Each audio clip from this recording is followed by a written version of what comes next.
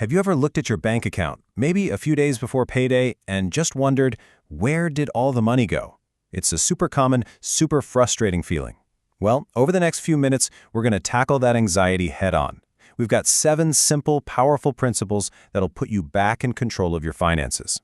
Let's dive in. So there's this wild story about J. Paul Getty, who was once the richest man on the planet. He famously made his guests wait outside a restaurant for 15 minutes. Why? Just to save a couple of pounds on a cover charge. Now yeah, that's pretty extreme, but it reveals a powerful truth. Real wealth isn't just about what you earn. It's about your discipline. It's not what you make, it's what you keep.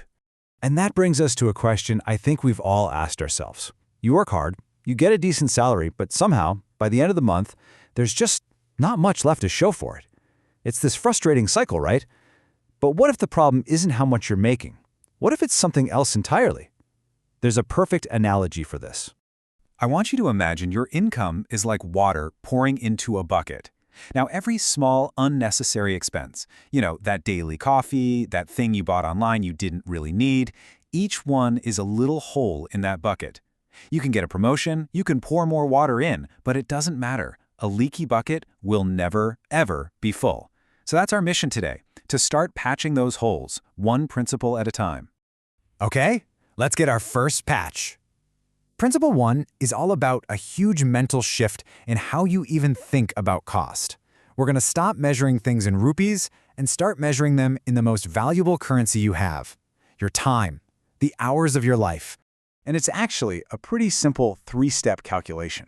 First, just figure out your total monthly working hours. We'll use 208 as an example here. Second, find your real hourly wage. Just divide your monthly salary by those hours. So, in this case, it's about 240 rupees an hour. Now, that new gadget that costs 5,000 rupees, it's not just 5,000 rupees anymore, is it? It's over 20 hours of your life. It's a trade. And suddenly the question becomes, is it really worth it?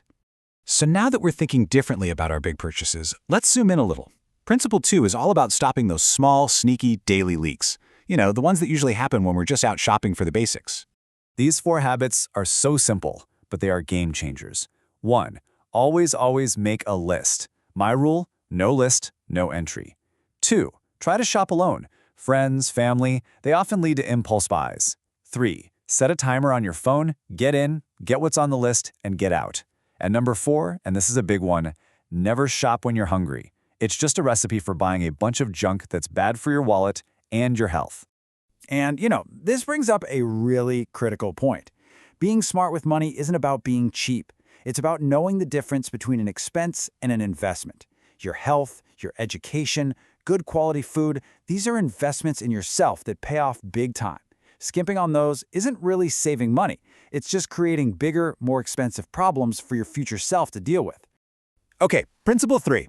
This one is huge. It's a concept that really separates a wealthy mindset from a poor one. And it's this: not all debt is bad. In fact, some debt can actually make you richer. Look, the difference is actually pretty simple. Good debt helps you buy assets, things that will either grow in value or put money back in your pocket, like a rental property. Bad debt, on the other hand, pays for liabilities, things that lose value the second you buy them, like a vacation you put on a credit card. One builds your future, the other literally steals from it. All right, let's talk about cars. For most of us, this is the second biggest purchase we will ever make. And honestly, it's a massive financial trap waiting to happen. So Principle 4 gives you a super simple rule to make sure your car serves you and doesn't become a financial anchor dragging you down. Here it is. It's called the 24-10 rule. It's easy to remember. You need to put down at least 20% up front. You finance the car for no more than 4 years, and your total monthly EMI should be no more than 10% of your income. You stick to that rule, and you will always be in the driver's seat of your finances. Literally. And hey, here's another pro tip, just a quick sanity check you can do. The total price tag of your car should never be more than half of your total annual income. So if you make 20 lakh a year, you shouldn't be buying a car that costs more than 10 lakh. This just keeps your priorities straight. Okay, get ready, because Principle 5 might just be the most powerful one of them all. It's about how fixing the tiniest little leaks in your financial bucket can create a massive tidal wave of wealth over time. This is where it gets really, really exciting. So let's just take a common example. Think about a daily habit that costs about 100 rupees. It could be anything. Cigarettes, a couple of fancy coffees, snacks. It feels like nothing, right? Insignificant. But what if? What if you plugged that one tiny leak and you invested that money instead?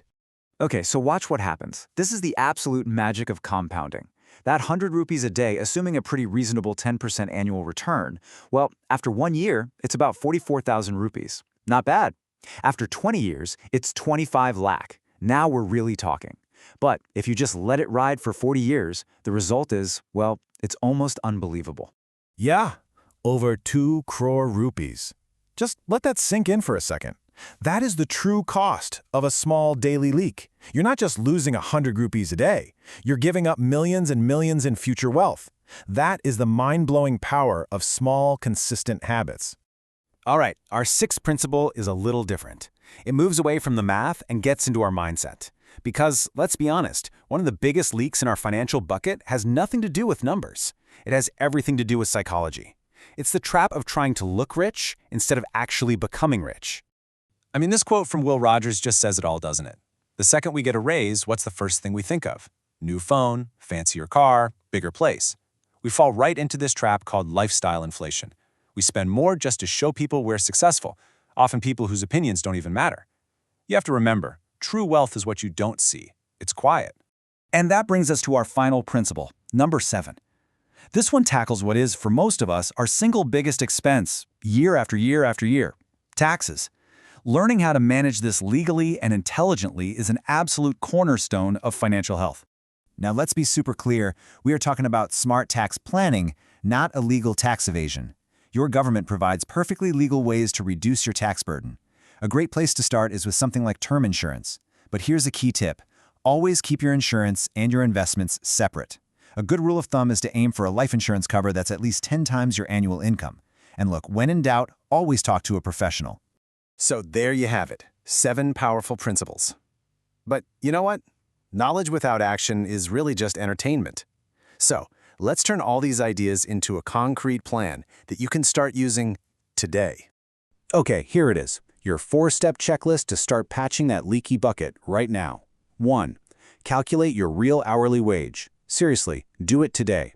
2. The very next time you go to the store, make a shopping list first. 3. Take a look at your current debts. Be honest. Label each one good or bad. And 4. Find one 100 rupee leak you can plug and start investing that money instead. That's it. Those 4 small steps are the start of your journey to taking back control. And that's it. You got the framework, you've got the tools. The only thing left to do now is to start. So I'll leave you with this one question. What's the first leak you're going to fix in your bucket? It doesn't have to be big, just pick one. Because plugging that very first hole, that is the most powerful step you can possibly take towards building a wealthier future.